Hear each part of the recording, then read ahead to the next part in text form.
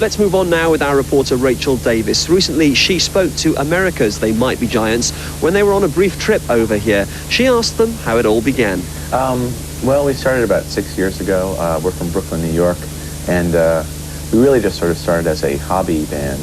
We were performing like once a month about, and the East Village scene in New York kind of caught on, and all of a sudden there were all these really interesting clubs to play at, and they were encouraging us not to cover Rolling Stones songs like the previous clubs, and we started getting a following, and then we started a dial-a-song service, which is what it sounds like. It's this phone number that you call up, and you hear a song by us, a different song every day, and that was the first thing that we really did that got any kind of press attention, and then we started making records independently in the United States, and the rest is rock history. Yeah, you talk about the dial-a-song service. Do you think that's a bit of a gimmick, or are you into sort of gimmicks and everything? It's completely a gimmick, yeah. But the fact is that it's not really a successful money-making ploy. I mean, it's only really for, you know, if you have the generosity to do something like dial-a-song, then it's worthwhile, but you're never going to make any money off it. So basically, that's, you know, we had to keep that in mind when we started it up, that it wasn't a get-rich-quick scheme. Yeah, it was a get-rich really, really slowly scheme. Well, it seems like it's taken a little while for English audiences to even figure out what it is we're trying to do, and so I would assume that means it's not a common thing over here. I think this, you know, the thing is that what we're doing is sort of a combination of like trying to tell some kind of a story with a song, and there's humor involved, and the particular mixture may be kind of an American attitude. I don't know though. Maybe it's, you know, it just seems like in the first bunch of shows we've done here, there's been a few songs at the beginning of the show where people are kind of starting to figure out what's going on, and then generally by the end everybody's, you know, rocking along with They Might Be Giants. Well, how important is the humour to you? I mean, you must have some element of seriousness in it anyway.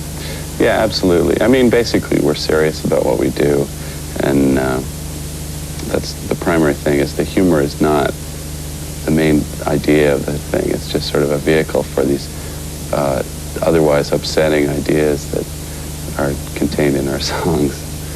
Don't you ever get fed up with the sort of gimmicks? And do you ever think that they might wear thin, the humour and the gimmicks? Well, I mean, basically, we feel, you know, free not to use humor, and if our songs, I mean, our songs really aren't all that funny, you know, and we don't really use that many gimmicks. I mean, like dial-a-song, I mean, we don't think of that as a gimmick, and that was like a really great, you know, form of, you know, personal expression to be able to like write a song and reach an audience before we could make records.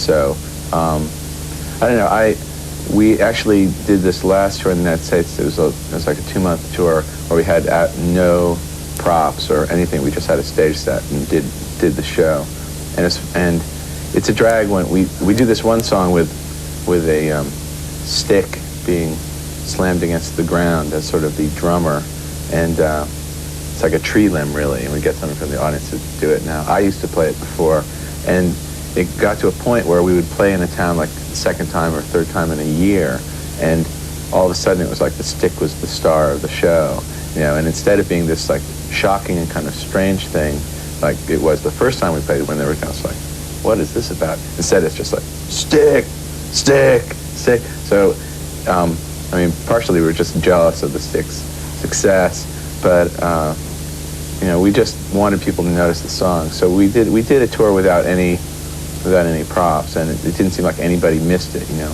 There were still some people in the back, you know, going, stick, at the end of the night, but, you know, when they realized the stick was not going to appear, I think they still felt, you know, entertained and satisfied, so.